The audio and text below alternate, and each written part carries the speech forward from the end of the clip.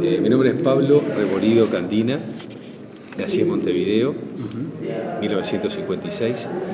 Fui docente de matemática hasta el año pasado, el 1 de marzo del 2014 que me jubilé, y como una actividad paralela me dedico a la investigación histórica sobre Piria y Piriápolis, que la comencé en 1997 de la mano del profesor Luis Martínez. En realidad, pienso que sería bueno medir a Piria más que nada por su obra, ¿no? En general, lo visible de Piria, la obra más visible, es Piriápolis. Piria compró el 5 de noviembre de 1890 las primeras 1815 hectáreas de lo que es hoy Piriápolis. El Piriápolis de Piria llegó a tener 3.412 hectáreas. Y Piria hizo absolutamente todo lo que está hoy en Piriápolis, de paseos públicos, obras en general, salvo la cruz del Cerro Pan de Azúcar y la erosilla del Cerro San Antonio. Después lo demás, Puerto, Rambla, los paseos, o sea, el Toro, la Virgen, el templete del Cerro San Antonio, la Cascada, el Hotel Argentino, el Hotel Piriápolis, actual colonia escolar. Había instalado un tren que recorría todo el balneario, que lo comunicaba con Pan de Azúcar. Venía el vapor de la Carrera al puerto de Piriápolis. Y su obra cumbre, el Hotel Argentino, que fue por muchos años el hotel más grande, más lujoso y más confortable de Sudamérica.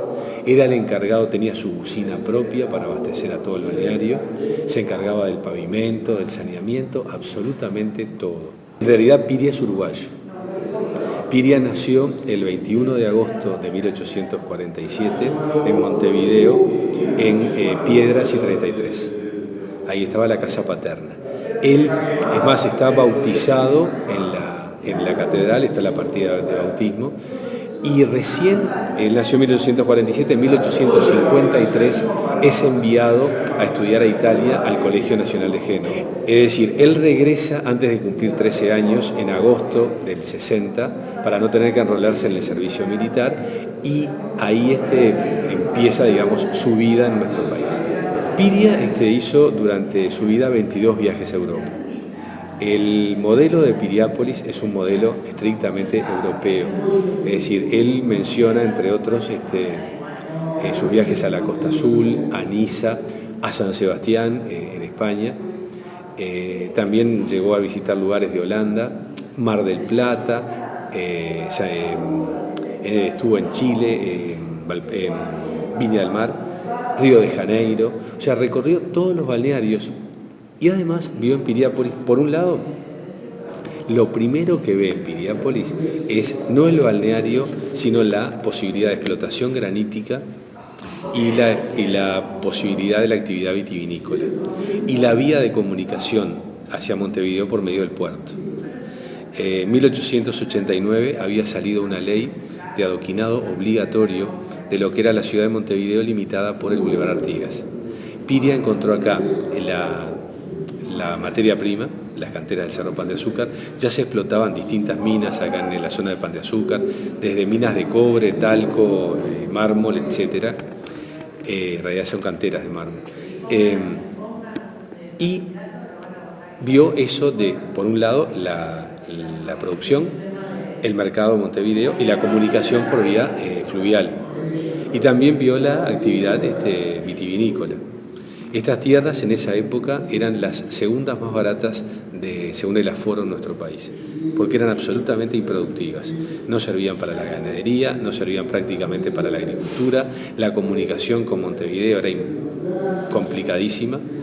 El ferrocarril recién llegó acá, lo más próximo, en 1895, a lo que es hoy Gregorio Aznares, lo que era la sierra antes. Y después Piria va observando la costa, el mar, y en sus viajes a Europa ve la posibilidad de un balneario. Tal es así que recién en 1902 construye el primer hotel, un hotel muy precario. Él lo califica como un hotel de Morondanga porque era una construcción de chapa y madera que estaba en los jardines del Hotel Argentino, y ahí recién empieza la actividad turística, prácticamente 12 años después, cuando ya él tenía una mayor infraestructura en este lugar. Esta zona de Piriápolis, en realidad nosotros estamos en la jurisdicción de Montevideo. O sea, en el libro de medición y reparto de tierras de Pedro de Millán, San Felipe y Santiago de Montevideo tomaba hacia el este como mojón el cerro de Pan de Azúcar y las sierras de Maldonado hacia la costa. Es más, en las escrituras de estas tierras figuran en las tierras ubicadas en el desierto de San Felipe y Santiago. Pero antes esta zona era conocida como Bahía de Pan de Azúcar. Posteriormente, a partir de 1715, con la actividad de las empresas inglesas que llevaban esclavos a Buenos Aires y regresaban vacíos y cargaban cueros de contrabando en este puerto, este lugar se pasó a denominar Puerto Inglés o Puerto del Inglés, y el Cerro San Antonio fue el Cerro Inglés o Cerro del Inglés. Cuando compró Piria estas tierras, acá esto se denominaba Puerto del Inglés. Piria que llegó a tener 1000 personas trabajando en sus actividades, desde cantera, viñedo, hotelería, los hoteles más importantes eran de él, y después, incluso cuando la construcción del Argentino Hotel. Después que el hotel queda construido, la gente queda trabajando en el hotel. También había actividades anexas, ¿verdad? Como el alquiler de caballos, la actividad de la cancha de golf, el hipódromo de Piriápolis, el trencito. O sea que llegó a tener por lejos en algún momento 1000 empleados. Claro, y toda la promoción corría por cuenta de él.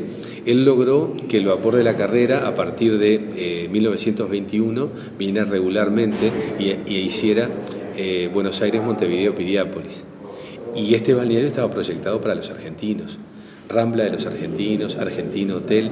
Las calles de Piriápolis, de esta parte del, vamos a decir, el casco urbano, tienen nombres vinculados. Las perpendiculares a la Rambla con la historia uruguaya, los 33 orientales, Trapani, Sanabria, Freire, Rojas, Sufriategui, y las paralelas, nombres vinculados a la historia argentina, Defensa, Misiones, Buenos Aires, Chacabuco, Ayacucho. Cuando lotea Punta Fría, le pone nombres de médicos uruguayos y argentinos. O sea que era entrelazar el Uruguay con la Argentina. Este balneario está pensado para los argentinos. El primer remate de solares de 1912, el 75% de la oferta la realiza en Buenos Aires, Córdoba y Rosario. O sea que, es más, la inauguración que él quiso hacer del Hotel Argentino, la gran inauguración no la pudo hacer, porque en 1930 la dictadura de Uriburu en Argentina puso serias trabas a que los argentinos vinieran a nuestro país. Entonces el Piria se queja de que tuvo que hacer una inauguración doméstica. En cuanto a mobiliario y a ornamentación, prácticamente igual que ahora. Si nosotros entramos en una habitación vamos a encontrar el mismo mobiliario que en 1930, a lo cual se le ha agregado un frigobar o un televisor, pero que no han sido empotrados en la pared, están colocados sobre muebles y en algunos casos sobre mesas originales. El comedor del hotel sigue usando las mismas sillas Tonet de 1930. Donde estamos nosotros acá, esto ha sido retapizado, pero las sillas también son Tonet de fabricación checoslovaca. Las arañas, el vitró e incluso hasta cierto funcionamiento del hotel. Por ejemplo, el club de niños se ubicó donde era parte de la sección estudiantes en el subsuelo. El planeta joven, la parte para adolescentes, está en el pleno corazón de donde estaban los billares de la sección estudiantes del hotel. Y las piscinas termales pasaron a ser un equivalente mejorado de las cámaras de baño de agua de mar de Piria. La vajilla, que todavía en los depósitos hay en envases sin haber sido abiertos, es decir, hemos ido y a mí en realidad uno lo toca con un pañuelito, ¿verdad?, para no mancharlo, era de Alemania. Hay cristalería checoslovaca, todo lo que era lencería y ropa de cama de Italia. Las cocinas, por ejemplo, son de la fábrica Brifol de París. El mobiliario Tonet de Checoslovaquia. Y bueno, no sé si me falta algo más. El hotel tenía como eje central de actividades el Salón Dorado, que muchas veces los bailes se prolongaban en el parque, en el jardín del hotel. También como un lugar complementario de espectáculos era el Pabellón de las Rosas, para los grandes eventos.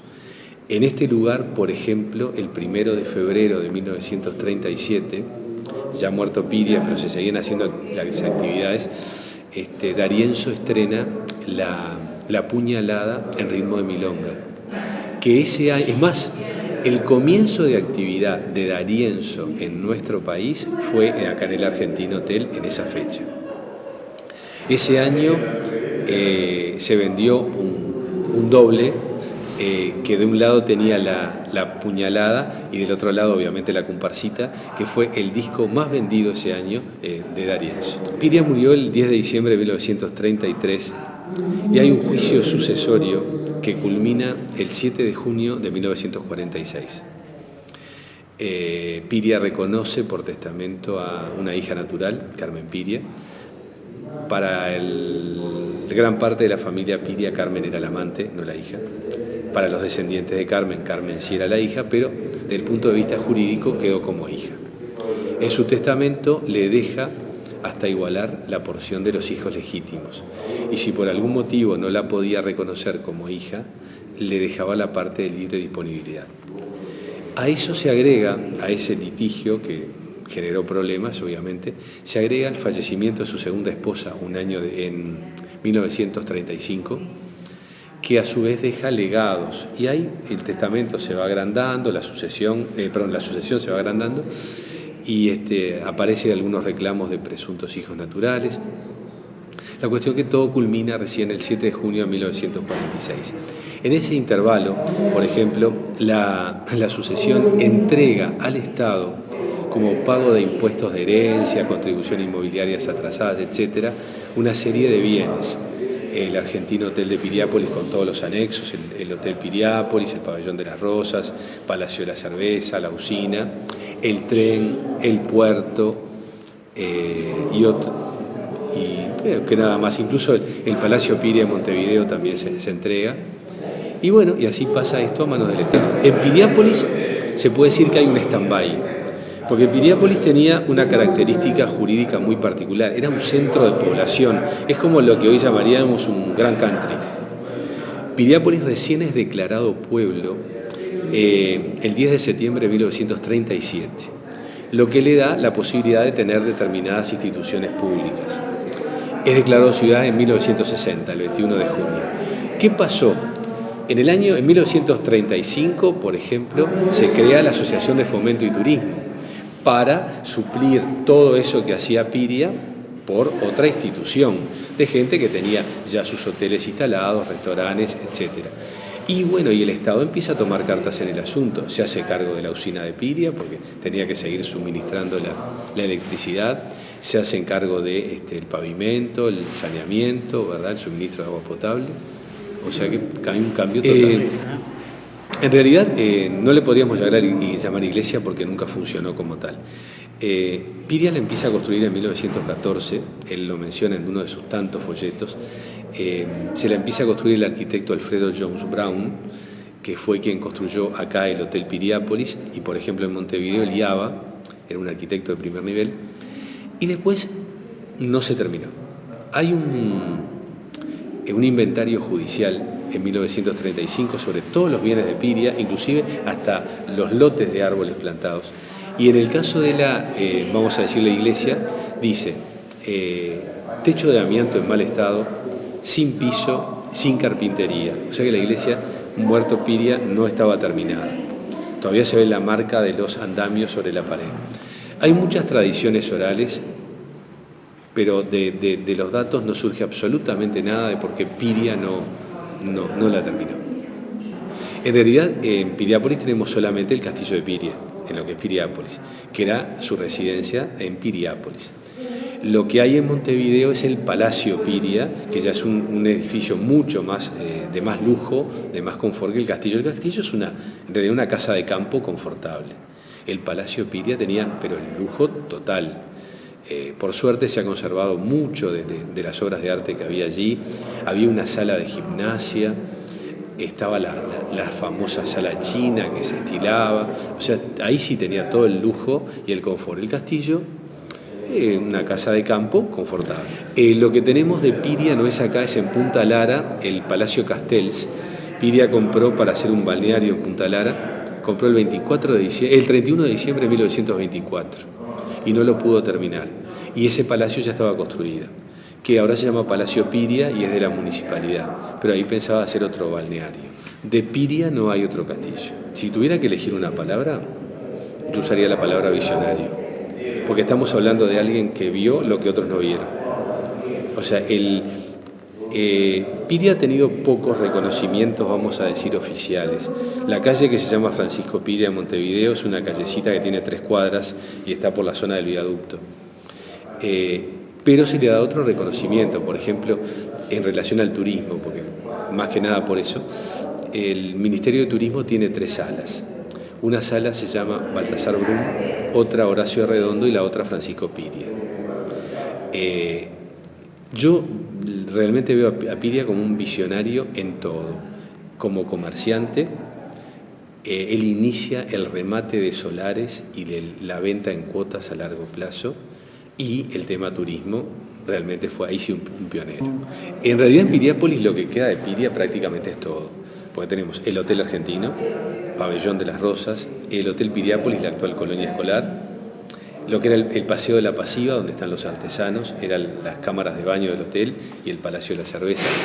La Rambla está tal cual la hizo Piria, los paseos, el Toro, la Fuente del Toro, la Fuente Venus, la Virgen de los Pescadores, el San Antonio, la Cascada, los pesqueros de Punta Fría, esos pequeños techitos con mesitas para comer allí, el castillo. Y bueno, ¿qué es lo que hay? Lo que no queda es el hipódromo, pero es el hipódromo, él mismo lo lotea. Piriápolis le quedó chico y las tierras que eran ocupadas por el hipódromo, él las vende. Fue el último remate que hizo Piria acá, fue el sábado de Gloria, el sábado de Semana Santa de 1933. El tren de Piria, bueno, que dejó de funcionar, que yo estoy seguro que si Piria viviera ya lo hubiera cambiado, ¿no? Porque era absolutamente obsoleto. Y después sí, tenemos lo que se perdió fue el Piriápolis agroindustrial. Ya no se produjeron más vinos en Piriápolis, no se siguió elaborando nada con granito del Cerro Pan de Azúcar, pero quedó el Piriápolis turístico. Hay toda una teoría sobre la parte mística de Piria, se habla del Piria alquimista, un Piria místico. De la investigación histórica no surge nada, obviamente ni para avalarlo ni para desmentirlo. Lo que sí podemos afirmar, y escrito por el propio Piria en uno de sus libros, Un pueblo que ríe, cómo ingresó y cómo salió de la masonería. Él en ese libro, que hace una crítica prácticamente a todas las instituciones del Estado, la Iglesia, el poder político, etc., hace una crítica a la masonería y usa estas palabras. Voy a aclarar, porque la otra vez en una de las charlas, que justamente hablando de este tema acá en el hotel, que hacemos charlas con frecuencia, alguien interpretaba que era una opinión mía y yo simplemente estoy repitiendo las palabras de Piria. Piria hablaba de los pechadores masónicos que buscaban a alguien con el riñón forrado para que le pagara sus regias chupandinas. Dice, en el siglo de la luz trabajan en las tinieblas.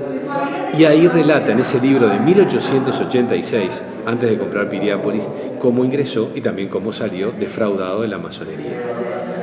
Lo que sí podemos afirmar, y escrito por él en la prensa de Montevideo y recogida por algún diario de Buenos Aires, que Piria era espiritista. Es más, en alguna publicación él mismo relata una sesión de espiritismo en Milán y cuenta quién estaba, cómo estaba, etcétera, que una de las obsesiones de Piria era poder comunicarse con su primera esposa para poder contarle cómo había progresado. Está escrito se recogió en un periódico de Argentina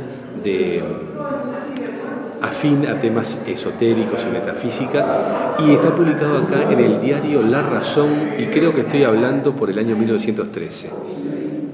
Sí, descendiente directo, lo más cercano que queda es un nieto, el doctor Ricardo Piria de Lísola, que nació en 1920.